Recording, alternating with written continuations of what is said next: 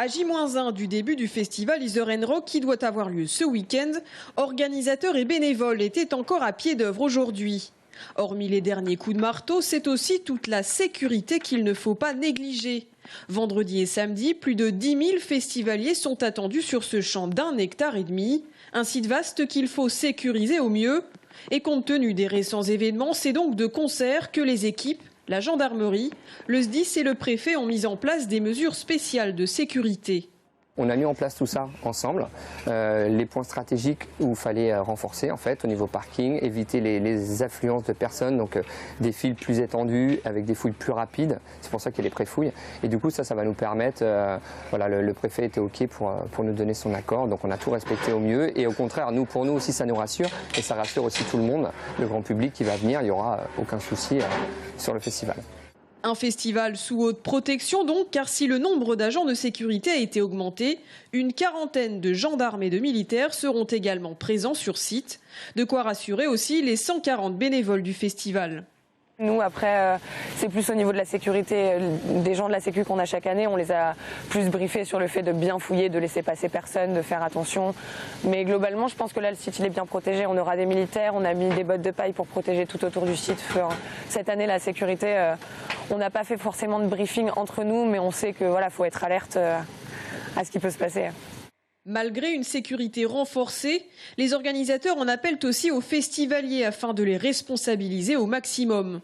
Par exemple, éviter les sacs à dos si vous n'en avez pas besoin dans la soirée. C'est des petites choses comme ça. Éviter les bouteilles. Ça, de toute façon, on sait très bien que ça ne rentre pas sur les festivals. Et tout ce qui est objet interdit, tranchant, couteau et compagnie. Optimiser vraiment dès la sortie du parking ou quand on vient sur le festival. Ça ne sert à rien d'essayer de ramener des trucs. On sait très bien que de toute façon, ça ne passera pas. Ça va faire perdre du temps à la fouille. Et du coup, c'est ce qu'on essaye d'éviter. Côté programmation, pour cette 11e édition, pas d'artiste commercial. Les organisateurs ont pris le pari cette année de miser sur de l'électropop avec de grands noms tels que Birdie Nam Nam, Kavinsky ou encore Tikenja Fakoli. Début des festivités demain, vendredi à 18 h. Dans l'affaire qui oppose EDF, devenue Enedis, à la SCI qui gère la résidence avenue Maginot, anciennement l'hôtel Liberté, le tribunal de Tours a confirmé la suspension de la fourniture du courant. Les 120 locataires, dont beaucoup de travailleurs pauvres et de demandeurs d'asile, ainsi que des enfants, restent donc plongés dans le noir. Maître Morin, qui défend les intérêts de la SCI, en appelle à l'État au préfet en arguant qu'EDF est détenu en grande majorité par l'État. EDF, pour sa part, avance des motifs de sécurité sur l'installation électrique de l'immeuble.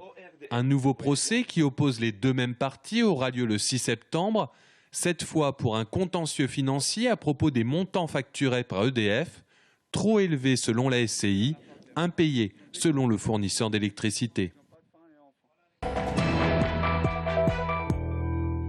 Après son match nul 0-0 la semaine dernière à domicile face à Ajaccio, le Tours Football Club se déplace ce vendredi à Lens pour le compte de la deuxième journée de Ligue 2. Face à un éternel prétendant à la montée, relégué de Ligue 1 en fin de saison dernière, les joueurs de Fabien Mercadal peuvent jouer crânement leur chance. C'est en tout cas l'avis de l'entraîneur des Ciels et Noirs. Je suis très proche de ce club, j'ai pas mal d'amitié, je sais qu'ils vont tout faire pour enflammer le match, comme on a tenté de le faire de manière maladroite, il faut l'admettre, contre Ajaccio. Ils vont tenter de gagner chez eux, c'est évident, puis nous on va tenter de les battre chez eux. On ne va pas pour faire un match nul, on va pour essayer de gêner cette équipe, avec tout le respect qu'on a pour eux. Et si le Tours Football Club a 1 point au classement, il le doit en grande partie à son gardien franco-américain Quentin Vesberg, auteur de parades, de claquettes, à en dégoûter les attaquants ajacciens la semaine dernière. Vesberg est parti pour garder la place de titulaire en ce début de saison, d'autant que Bingourou Kamara est préservé, aussi dans la perspective d'être vendu par le club d'ici la fin du mercato. L'année passée, je suis arrivé, je n'étais pas forcément destiné à jouer 15 matchs. Donc je pense que tout s'est fait naturellement et c'est ce qui me plaît dans cette atmosphère ici, au club et comme je disais dans la ville aussi, c'est que mon intégration au club s'est très très bien passée et j'ai l'impression qu'on se comprend tous très très bien. Dans la ville c'est pareil, dans ma vie privée aussi. Vendredi, les 100 et or joueront en 100 et or à Bollaert, les Bleus de Tours joueront en blanc et Fabien Mercadal continuera d'être à la recherche d'un attaquant, en fait d'un buteur. Cela fait 12 ans qu'Alain et sa compagne ont ouvert cette librairie. Une librairie qui porte bien son nom. Lire au jardin est spécialisée dans le végétal. Mais aujourd'hui est une journée particulière. Opération déstockage. Les libraires, passionnés par le jardin, veulent se débarrasser des centaines de livres qui dorment sur les étagères, car bientôt naîtra ici la cabane aux idées. En fait, on avait envie un petit peu de donner un deuxième souffle un peu à l'aventure de la librairie, parce que ça fait quand même 12 ans, et puis que c'est pas hyper facile quand même de s'occuper d'une librairie. Et donc là, on a eu l'idée de changer un petit peu une partie de l'espace de la librairie pour le transformer en un lieu qui serait dédié un peu aux pratiques de savoir-faire, de fabrication d'objets par exemple. Comment est-ce que les gens pourraient retrouver de l'autonomie un petit peu dans leur pratique quotidienne. Vannerie, tricot ou encore teinture à base de plantes, bientôt les livres côtoieront de nouveaux ateliers. Une idée qui séduit déjà les clients.